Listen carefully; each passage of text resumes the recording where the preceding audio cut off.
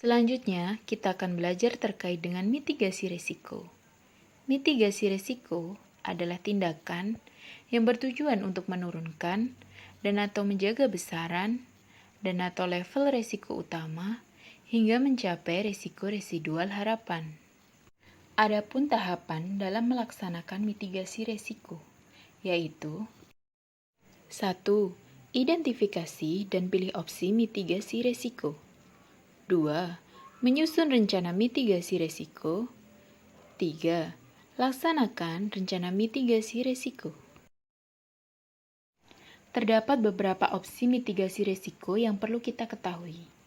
Yang pertama, mengurangi kemungkinan terjadinya risiko. 2. Mengurangi dampak risiko. 3. Membagi risiko. 4. Menghindari risiko. Dan yang terakhir adalah menerima risiko. Dalam menentukan prioritas opsi mitigasi risiko, harus dipilih berdasarkan urutan opsi mitigasi tersebut. Mitigasi risiko dapat pula merupakan kombinasi dari beberapa opsi. Lalu, bagaimana penjelasan dari masing-masing opsi?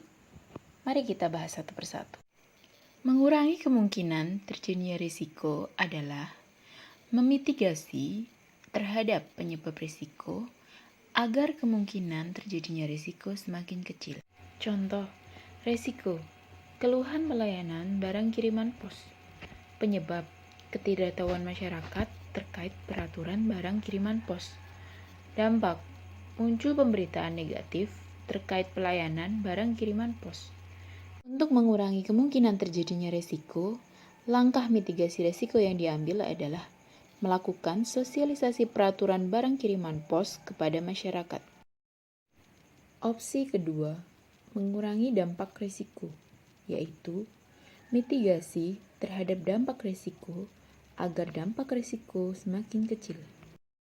Contoh, risiko terjadi kebakaran di kantor. Penyebab terjadi konsleting listrik. Dampak sebagian besar atau seluruh aset BUMN tidak dapat diselamatkan.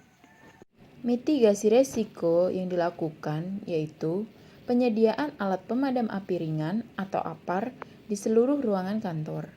Hal ini berguna untuk mengurangi dampak dari terjadinya kebakaran.